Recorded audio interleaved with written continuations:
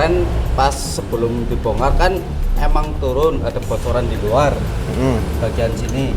Oke. Jadi kan indikasinya orangnya ngeluhnya itu panasnya nggak sembuh-sembuh. Yeah. Nah ternyata ada bocoran di.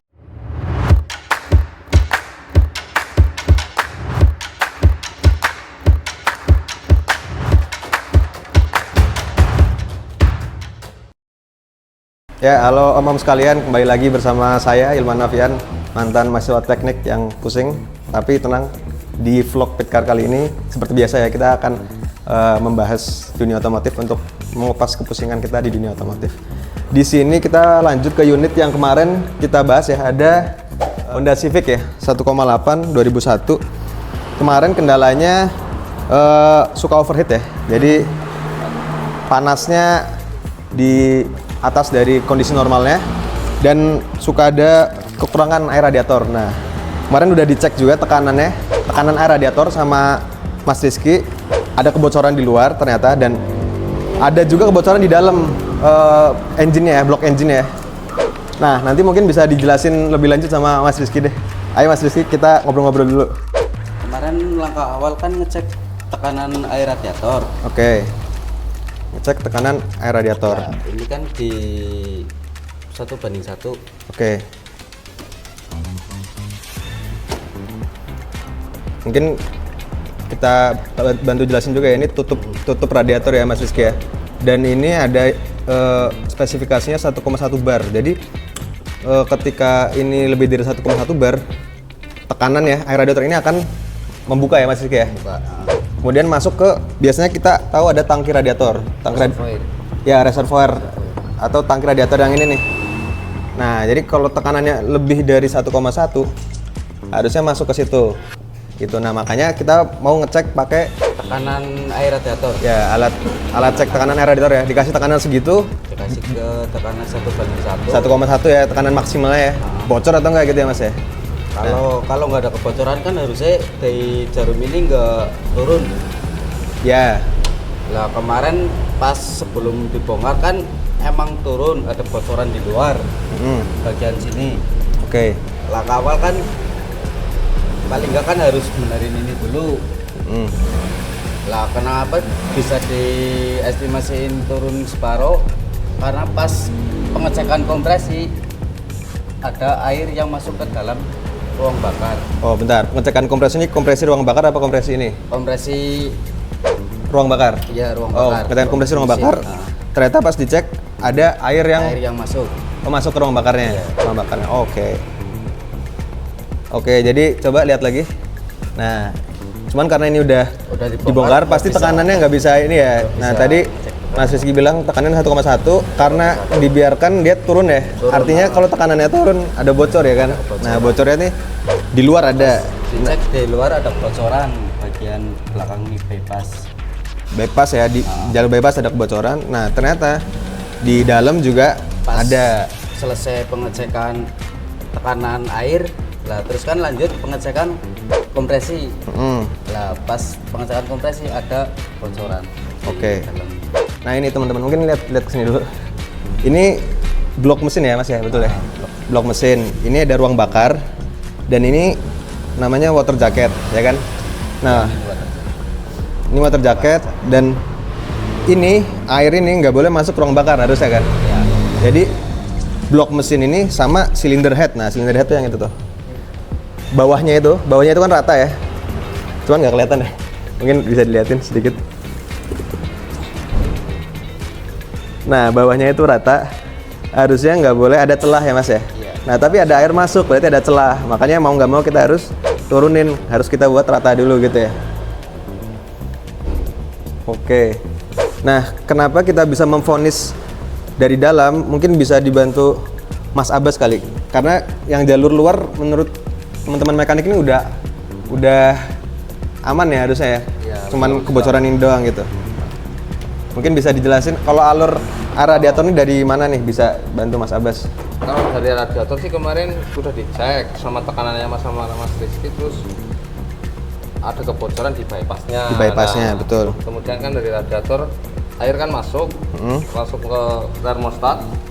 Nah termostatnya ini kebetulan Baru Baru kemarin juga, baru, oke. ya. Termostat baru, terus water pump juga baru ini. Oh, water pump juga baru. Ya. Oke. Jadi kan indikasinya orangnya ngeluhnya itu panasnya Hmm. nggak sembuh-sembuh. Ya. Nah ternyata ada bocoran di bypassnya, Hmm. di bypass sama di perpak cylinder head. Hmm. Nah kan jalurnya dari radiator masuk termostat, terus masuk ke pipa-pipa, terus ke water pump, masuk ke blok. Blok, Nah, oke. ke blok. Harusnya yang jalur air mana aja mas? Ini aja ya?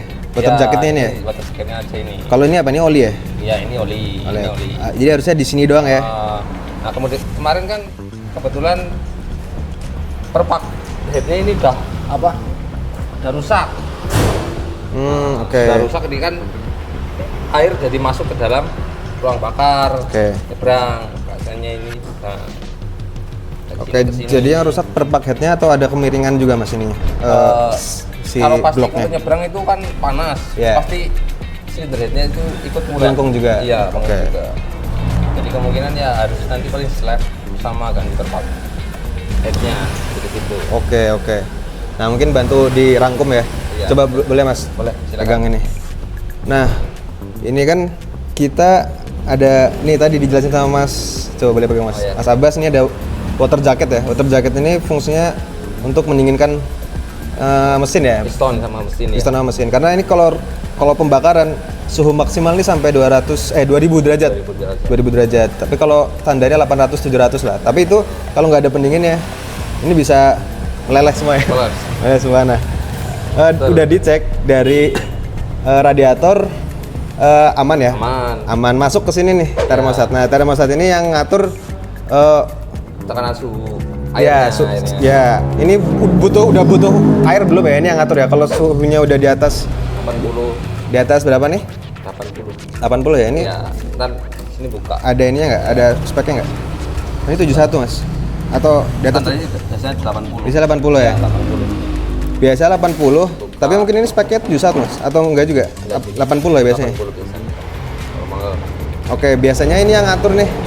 Kalau misalkan udah di atas 80, ini air harus masuk ke Ya. ruang bakar ya? kurang mas. Ke blok engine, sorry, nggak boleh masuk ruang bakar, ke blok engine. Jadi masuk lewat pipa-pipa, dipompa sama water pump ya?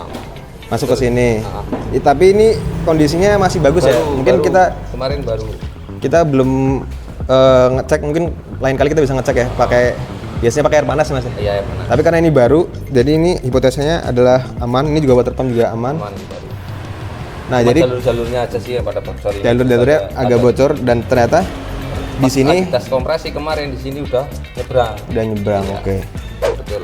Nah, akhirnya kita harus bongkar ya. Bongkar. Nah, solusinya adalah ini kan yang membatasi antara blok blok mesin ya sama silinder. iya. Ini harus diganti ya karena udah aus ya mas. Aus, iya. Udah aus. Ini juga melengkung nih. Jadi agak melengkung, nggak 100% rata. Akhirnya air dari sini bisa masuk ke sini dan kalau Iya, air bisa gancet bahasanya. ya bisa gancet juga. Gancet, karena ada ringnya di sini kan pistonnya. Betul. Atau orang bilangnya water hammer tuh biasanya. hammer, ya. Ya, water hammer. Sama headnya juga ini pasti nanti dicek dulu pasti. Kalau bengkung, nah sorry. Nanti dicek untuk kerataannya mungkin. Ya, Biasanya sih kalau ini udah panas ya sampai nyebrang. betul. Iya, Jadi yang sampai nggak boleh sampai ada celah adalah ini, yang Iya. ini ya, sama yang di sana tadi. Iya betul. Jadi kalau ada celah artinya antara lubang ini bisa nyampur nih. Iya Jadi betul. Ini kan air. air bisa nyampur sama oli gitu, oli. bisa masuk ruang bakar gitu. Ini air, ini oli. Jadi bisa nyebrang walaupun karena perpaknya udah haus sih. Oke. Gitu. Siap. Terima kasih Mas Abbas ya penjelasannya. Nah, gitu ya teman-teman. Mungkin secara singkat kita menjelaskan kerjaan ini mengatasi overheat ya pada unit Honda Civic tahun 2001. Mungkin kalau teman-teman di sini lihat komponennya masih rada bingung ya karena langsung ke komponen dan selang-selang pusing, nanti bisa juga kita jelasin lebih sederhananya alur untuk sirkulasi air radiator dan konstruksi blok mesinnya sendiri. Mungkin itu dulu kali ya. Nanti kita bahas di segmen selanjutnya, bisa bahas ruang bakar dulu atau bahas mekanisme kerja mesin, nanti kita bisa lihat di video selanjutnya. Mungkin itu dulu dari saya, terima kasih.